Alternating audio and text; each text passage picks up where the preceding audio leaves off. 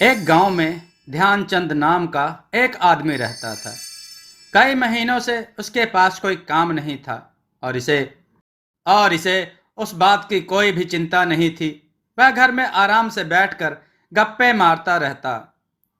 एक दिन ध्यानचंद बोला, अरे भाग्यवान, भूख लगी है, पेट में चूहे दौड़ रहे हैं। अरे जल्दी से कुछ खाने को दो। ध्यानचंद की पत्नी बोली, कहाँ से दूं? आप कुछ काम करो तब ना। ध्यानचंद बोला, मैंने कल थोड़े से चावल देखे थे, वो बना दो। ध्यानचंद की पत्नी बोली, वो मैंने खा लिए। आपको कुछ खाना है तो जाओ कमा कर लाओ, आप यूं ही निठल्ले बैठे रहते हो। ध्यानचंद बोला, निठल्ला और मैं? अरे जब चाहूं काम मिल जाएगा। ध्यानचंद की पत्नी ने कहा ध्यानचंद की पत्नी ने कहा, तो करते क्यों नहीं? अब घर में खाने को कुछ नहीं बचा। ध्यानचंद घर से बाहर चला गया। ध्यानचंद बोला, अब थोड़े दिन काम तो करना पड़ेगा, चलो सामने वाली दुकान में पता करता हूं। ध्यानचंद बोला, मुझे कुछ काम मिलेगा? दुकानदार ने कहा, नहीं, दुकान में कोई काम नहीं है। ध्यानचंद जाने लगा। दुकानदार बोला, ओ भाई, जरा सुनो। हरे राम उसे थोड़ा दूर ले गया। दुकानदार ने कहा, तुमको काम चाहिए ना, मेरा एक काम करोगे? ध्यानचंद ने कहा, हाँ करूंगा, बताओ क्या काम है। हरे राम बोला, यानी दुकानदार ने कहा, जासूसी करनी है। ध्यानचंद बोला, जासूसी? किसकी जासूसी?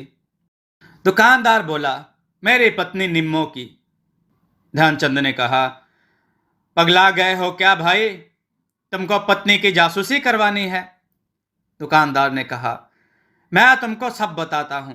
मेरी पत्नी निम्मो रोज थोड़ी देर के लिए घर से गायब हो जाती है। पूछता हूं तो गोल मोल जवाब देती है। घर में बूढ़े माँ बाप हैं, इसलिए मैं चीखना चिल्लाना नहीं चाहता। तुम पता करो वो कहाँ जाती है, क्या करती है, कहीं कुछ गड़बड़ तो नहीं? ध्यानचंद बोला, और जो गड़बड़ हुई तो तुम्हारी गृहस्थी का सवाल है। ना ना, मैं यह काम नहीं करूँगा। दुकानदार बोला, सोच लो, जितने दिन जासूसी करोगे रोज के 100 रुपए दूंगा, और तुम नहीं तो कोई और यह काम करेगा, समझे? मुझे क्या पड़ी है? ध्यानचंद मन में सोचने लगा, बात तो सही है, मैं नहीं करूंगा तो यह किसी और आदमी से जासूसी करवाएगा। ध्यानचंद ने कहा, जी मैं करूंगा जासूसी, पर एक दिन के पैसे अभी दे दो। दुकानदार बोला, तुम बस ये काम ईमानदारी से करना और मुझे सब सच सच बताया करना। बताओ ठीक है? ध्यानचंद ने हाँ में सिर हिलाया। घर वापस आ जाने के बाद ध्यानचंद बोला, अरे सुनती हो? अरे ये लो। ध्यानचंद की पत्नी बोली, ये क्या दे रहे हो? ध्यानचंद बोला, अरे भाग्यवान, देखो तो सही। ध्यानचंद की पत्नी ने कहा, इतने रुपए? पकड़ो पकड़ो मुझे, कहीं मैं बेहोश ना हो जाऊं। ध्यानचंद बोला, ना ना, बस बस रुपए ही तो हैं, तुम बेहोश हो गई तो ये 100 रुपए जो हैं दवाई में चले जाएंगे, तुम बेहोश मत होना। ध्यानचंद की पत्नी बोली, तुम्हें मुझसे ज्यादा अपने 100 रुपए प्यारे हैं, तुम मुझसे शादी क्यों किए, रुपए से ही कर लेते। ध्यानचंद ने कहा, अरे अभी तो कह रही थी इतने रुपए, और अब? ध्यानचंद की पत्नी ने कहा, आपके हाथ में कभी एक पैसा नहीं देखा, सीधा 100 रुपए देखे तो चक्कर आ गया। आपको किसने दिए इतने रुपए? सुनो, मैं कह रही हूं, अगर साहूकार से ब्याज पर लाए हो ना तो वापस कर दो। क्या करना है ऐसे रुपए का जिसका दुगना ब्याज देना पड़े? ध्यानचंद बोला, अरे नहीं भाग्यवान, ब्याज पर नहीं लाया हूं, ये मेरे हैं। ध्यानचंद की पत्नी बोली, हाय राम, मैं मर गई, आपके पास आए कहां से? किसी की चोरी की? अगर किसी ने देख लिया हो तो लोग पकड़ने आते होंगे, मैं कैसे बचाऊंगी? चलो अब जल्दी छुप जाओ। ध्यानचंद बोला, अरे कोई क्यों पकड़ेगा, मैंने कोई चोरी थोड़े ही की है, यह रुपए मेरी मेहनत के हैं। ध्यानचंद की पत्नी बोली, ऐसी कौन सी मेहनत की जो थोड़ी देर में इतने रुपए मिल गए? ध्यानचंद बोला, जो काम मुझे मिला है उसमें रोज के 100 रुपए मिलेंगे। रोज के? हाँ, तुम तो बस नोट गिनो। ध्यानचंद की पत्नी बोली, सच्ची में रोज के? विश्वास कर लूं? ध्यानचंद बोला, तो क्या नहीं करोगी? ध्यानचंद की पत्नी बोली, आप कितने अच्छे हो, पहले कमाई पूरी की पूरी मेरे हाथ में रख दी। भगवान करे आपका यह काम चल पड़े। अगले दिन ध्यानचंद निम्मो के घर के बाहर साइकिल पर छिपकर बैठ गया। निम्मो बाहर आई। रिक्शा वाला बोला, दीदी कहाँ रह गई थी? आपका इंतजार करते करते धूप में सड़ गया। निम्मो बोली, भैया आज काम ज्यादा था, ये लो। बहुत गर्मी है और जल्दी चलो, यहाँ ज्यादा बात करना ठीक नहीं, कहीं हम पर किसी को शक ना हो जाए। निम्मो रिक्शे में बैठ गई और ध्यानचंद साइकिल पर उसका पीछा करने लगा। रिक्शा गांव के बाहर फूस की एक बंद झोपड़ी के बाहर रुका। निम्मो झोपड़ी के अंदर चली गई। रिक्शे वाला बोला, दीदी जल्दी करना, मैं यहीं आपका इंतजार कर रहा हूं। ध्यानचंद अपनी साइकिल पर सवार झोपड़ी के पास जाने लगा। रिक्शा वाला बोला, ए वहां कहाँ जा रहा है? साइकिल झोपड़ी में डालना है क्या? ध्यानचंद बोला, अरे नहीं नहीं भैया, आज साइकिल संभल नहीं रही ना, इसलिए थोड़ा टेढ़ा मेढ़ा चल रही है। रिक्शा वाला बोला, संभल कर चला करो भैया, कहीं इसके चक्कर में तुम गिर ना जाओ। ध्यानचंद मुस्कुराता हुआ वहां से चला गया। रात को ध्यानचंद हरिराम की दुकान में पहुंचा। हरिराम बोला, आओ आओ, मैं तुम्हारा ही इंतजार कर रहा था, बताओ क्या पता चला? ध्यानचंद बोला, पता तो बहुत कुछ चला है, पर पहले मेरी मजदूरी। हरिराम उसे 50 रुपए देता है। ध्यानचंद बोला, ये तो बस 50 रुपए हैं, बाकी के 50। हरिराम ने कहा, पहले बताओ तुमने क्या पता किया? ध्यानचंद बोला, निम्मो भाभी रिक्शे में बैठ के गांव के बाहर एक झोपड़ी है उसमें गई और 1 घंटा बाद बाहर आकर रिक्शे से घर आ गई। हरिराम बोला, हाँ ये तो मुझे भी पता है। ध्यानचंद ने कहा, अब मुझे थोड़े ही पता था कि तुम जानते हो। वह वहां किससे मिली यह आज नहीं पता चला, पर हरिराम बोला, पर क्या? बताओ बताओ क्या बात है? ध्यानचंद ने कहा, भाभी रिक्शे वाले से कह रही थी कि यहां से जल्दी चलो, कहीं किसी को शक ना हो जाए। हरिराम बोला, क्या उसने ऐसा कहा? तुमने ठीक से सुना? ध्यानचंद ने हाँ में गर्दन हिलाई। ध्यानचंद बोला, हाँ भाई। हरिराम ने कहा, निम्मो सच में गड़बड़ कर रही है, ये लो तुम्हारे रुपए, और सुनो मुझे सब पता करके बताओ। ध्यानचंद ने कहा, तुम चिंता मत करो, मैं हूं ना। ध्यानचंद खुश होते हुए घर चला गया। ध्यानचंद बोला, ये लो भाग्यवान, आज की कमाई। ध्यानचंद की पत्नी हंसते हुए बोली, आज भी पूरे 100 रुपए? सुनो जी, मैं इससे कल एक नई साड़ी ले लूं। ध्यानचंद बोला, अरे यह भी कोई पूछने की बात है, सब तुम्हारा है, जो मर्जी है लो, बस मेरे लिए। ध्यानचंद की पत्नी बोली, मेरे लिए क्या? ध्यानचंद बोला, कल मेरे लिए कटहल की सब्जी बनाना। ध्यानचंद की पत्नी ने कहा, कटहल के साथ हलवा भी बना दूंगी। अगले दिन निम्मो अपने बेटे के साथ रिक्शे पर सवार होकर निकली। ध्यानचंद साइकिल पर उसका पीछा करने लगा। निम्मो झोपड़ी में गई। ध्यानचंद ने साइकिल थोड़ी दूर खड़ी करके रिक्शे वाले से छिपते हुए खिड़की से झोपड़ी में झांका। उसे केवल निम्मो दिखाई दे रही थी, दूसरा हिस्सा नहीं दिखाई दे रहा था। निम्मो ने रोते हुए अपने बेटे को आगे किया। ध्यानचंद बोला, अरे कौन है? दूसरी तरफ दिख नहीं रहा। निम्मो ने कुछ रुपए और खाने का डब्बा आगे बढ़ाया। ध्यानचंद बोला, खाना और रुपया, पर यह ससुरा है कौन? ध्यानचंद ने गर्दन अंदर डालने की कोशिश की, मगर असंतुलित होकर गिर गया। आवाज सुनकर रिक्शे वाला आया। ध्यानचंद पत्थर से टकरा गया था। ध्यानचंद पत्थर से टकरा गया था। ध्यानचंद साइकिल उठाकर गाना गाते हुए बोला, चलो रे बटोहिया, चलो रे बटोहिया, चलो रे। ध्यानचंद सीधा हरिराम के पास पहुंचा। हरिराम बोला, अरे ये क्या हाल बना रखा है, मिट्टी से भरे हो। ध्यानचंद बोला, यह हाल तुम्हारे चक्कर में हुआ है भैया। सुनो, आज भाभी अपने साथ तुम्हारे बेटे को भी ले गई थी। हाँ। हरिराम बोला, निम्मो मोनू को भी साथ ले गई। ध्यानचंद ने कहा, मां उन्होंने खाने और रुपए भी दिए। हरिराम बोला, किसे दिए हैं, कौन था वो, तुम जानते हो उसे।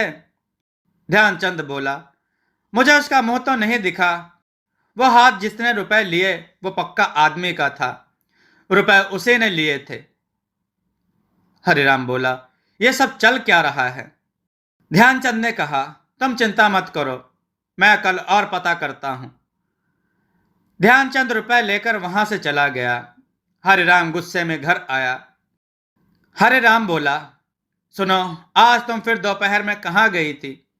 निम्मो बोली, तुम भी ना, माँ जी सो रही हैं, ऊंची आवाज में मत बोलो। हरिराम बोला, बात को टालो मत। निम्मो ने कहा, तुम्हारी फजूल की बातों के लिए मेरे पास समय नहीं है। बाबूजी के खाने का समय हो गया है, फिर माँ जी उठ जाएंगी। तुम घर की शांति भंग मत करो। हरिराम बोला, माँ पापा की वजह से ही चुप रहता हूं, वरना। अगले दिन दुकान में हरिराम बोला, तुम लोग काम चोर हो गए हो, देखते नहीं कितना काम पड़ा है, कौन करेगा, जल्दी ग्राहकों को सामान पहुंचाओ। नौकर बोला, मालिक सामान पैक हो रहा है, आप चिंता मत करो, किसी ग्राहक को शिकायत का मौका नहीं मिलेगा। हाँ। हरिराम मन में सोचने लगा, अरे मैं यूं ही इन पर चिल्ला रहा हूं, ये बेचारे तो अपना काम ठीक से करते हैं, इनको हंसता देखकर मैं चिढ़ गया। ऐसे नहीं चलेगा, आज मैं खुद जाकर देखता हूं असलियत क्या है। आज दूध का दूध और पानी का पानी हो जाए। निम्मो मुझे धोखा दे रही है। निम्मो रिक्शे में बैठ कर गई। ध्यानचंद भी उसके पीछे साइकिल लेकर निकल पड़ा। रिक्शे वाले ने पीछे मुड़कर देखा तो ध्यानचंद इधर उधर देखने लगा। रिक्शे वाला बोला, शायद यह आदमी हमारा पीछा कर रहा है। निम्मो अंदर झोपड़ी में गई और ध्यानचंद ने छिपकर खिड़की के पास साइकिल लगाई। तभी पीछे से रिक्शे वाला आया और उसे पकड़कर सड़क पर लेकर गया और मारने लगा। बिरजू गुजरते हुए बोला, अरे इसे क्यों मार रहे हो। रिक्शे वाला बोला, तुम जाओ यहां से, इसे शर्म नहीं आती, रोज रोज निम्मो दीदी का पीछा करता है। आज मैं इसे ऐसा सबक सिखाऊंगा कि किसी का पीछा करना भूल जाएगा। हाँ, तुम बीच में मत पड़ो भैया।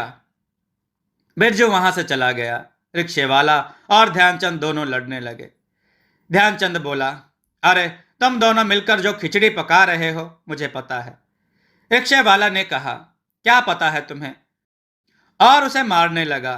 तभी वहां हरिराम आ गया। हरिराम बोला, उसे क्यों मार रहा है। रिक्शे वाला बोला, मारू ना तो आरती उतारूं ऐसे आदमी की। वह फिर हाथ उठाने लगा। हरिराम बोला, खबरदार जो हाथ उठाया तो। रिक्शे वाला बोला, अरे तुम हो कौन भैया। ध्यानचंद बोला, तुम इसे नहीं जानते, ये निम्मो का पति है, इसी ने मुझे इसके पीछे लगाया है। तभी निम्मो बाहर आ गई। रिक्शे वाला बोला, मतलब तुम अपनी बीवी की जासूसी करा रहे थे भैया। निम्मो बोली, आप मेरी जासूसी करा रहे थे, आपको क्या लगा कि मैं बदचलन हूं। हरिराम बोला, लगने की क्या बात है, तुम रोज रोज यहां किससे मिलने आती हो, आखिर है कौन अंदर। हरिराम झोपड़ी के अंदर गया और बाकी सब भी। अंदर एक बूढ़ा आदमी बिस्तर पर पड़ा था। रिक्शे वाला बोला, ये मेरे पिता हैं और निम्मो मेरी बहन। निम्मो बोली, मैं भी नहीं जानती थी कि मेरे पिता हैं, इन्होंने बचपन में मुझे गोद दे दिया था। बूढ़ा बोला, ये क्या हो रहा है। निम्मो बोली, बाबूजी ये आपके दामाद हैं। बूढ़ा बोला, दामाद जी आए हैं मुझसे मिलने। आज मेरे सब पाप धुल गए, बेटा मुझे माफ करना। मैंने गरीबी के कारण अपनी निम्मों को अमीर दंपत्ति को गोद दे दिया था, अपनी बेटी को। रिक्शे वाला बोला, बाबूजी आप आराम करो।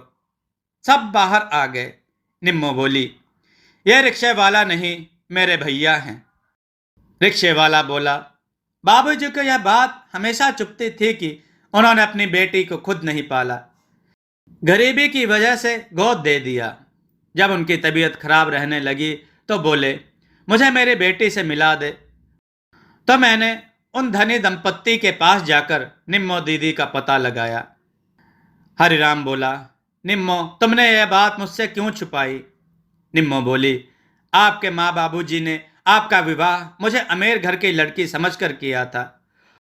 वो और समाज क्या सोचेगा कि मेरे असली पिता गरीब हैं। भाई रिक्शा चलाता है। मैं डर गई थी कि कहीं आप मुझे छोड़ ना दें। हरिराम बोला, तुम भी ना, चलो घर चलो, माँ बाबूजी को मैं समझा दूंगा। अब से तुम्हारे बाबूजी और भाई हमारे साथ रहेंगे। ध्यानचंद बोला, चलो काम पूरा हो गया। मुझे 500 रुपए मिले हैं। इतने रुपए के सामने तो वो मार कुछ भी नहीं है। हाँ, कोई मुझे 500 रुपए रोज देना तो मैं भी इतनी मार हंस हंस कर खा लूं। ध्यानचंद फिर बोला, भाग्यवान ओ भाग्यवान, कहाँ हो? आज बहुत खुशी का दिन है। वो जोर जोर से रोने लगी। ध्यानचंद की पत्नी बोली, हे प्रभु, यह दिन देखने से पहले मैं मर क्यों नहीं गई? मेरा राक्षस पति सौतन के चक्कर काट काट के खुशी मना रहा है। ध्यानचंद बोला, तुमने मुझे राक्षस कहा और ये तुम्हारी सौतन ये कहां से आ गई? बिरजू बोला, बस करो, अब इतने भोले भी मत बनो। बिरजू ने कहा, मैं ना कहता था ये तुमको पागल बना रहा है। वहां सड़क पर ये पिट रहा था। वो आदमी बोल रहा था, रोज रोज निम्मो का पीछा करता है, बच्चलन कहीं का। ध्यानचंद बोला, तुमको कुछ नहीं पता। चलो चलो निकलो यहां से, फिर दोबारा नहीं आना, चलो।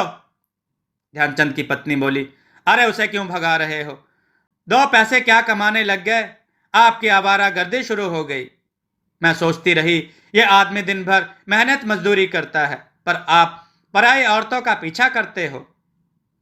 वह जोर जोर से रोने लगी। ध्यानचंद की पत्नी फिर बोली, हे प्रभु, मेरा पति नालायक निठल्ला ही अच्छा था। काम के चक्कर में मेरा घर बर्बाद हो गया। भूखी अच्छी थी, पर सौतन, मुझसे यह सहन नहीं होगा। आसपास के लोग झांक कर देखने लगे। ध्यानचंद बोला, ये तुम लोग ऐसे क्या देख रहे हो? चलो चलो जाओ यहां से। बूढ़ा आदमी बोला, तुमने इस भोली भाली औरत के साथ ठीक नहीं किया। ध्यानचंद ने कहा, बाबा ज्ञान मत दो, मैं अपने आप देख लूंगा, तुम जाओ यहां से। एक आदमी बोला, मुझे समझ नहीं आ रहा इस ध्यानचंद में इतनी हिम्मत कहां से आ गई। ध्यानचंद बोला, मैं कह रहा हूं तुम जाओ। ध्यानचंद ने दरवाजा बंद कर दिया। ध्यानचंद बोला, भाग्यवान, तुम सुनो तो, मैं निम्मो की जासूसी कर रहा था। इसी जासूसी करने के तो पैसे मिले थे। ध्यानचंद की पत्नी बोली, झूठ, आप झूठ बोल रहे हो। पोल खुल गई तो जासूसी का बहाना बना रहे हो।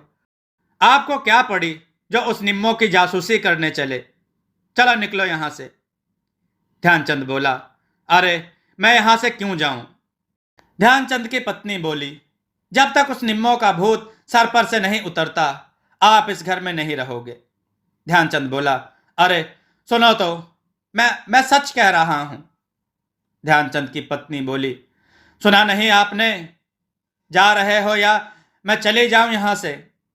ध्यानचंद बोला, यह तुम ठीक नहीं कर रही हो।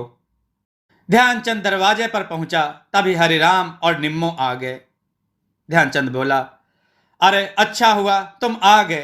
तुम्हारी वजह से मेरे घर में कोहराम मच गया है। यह मेरी बात सुनने को तैयार नहीं है, तुम इसे सच बताओ।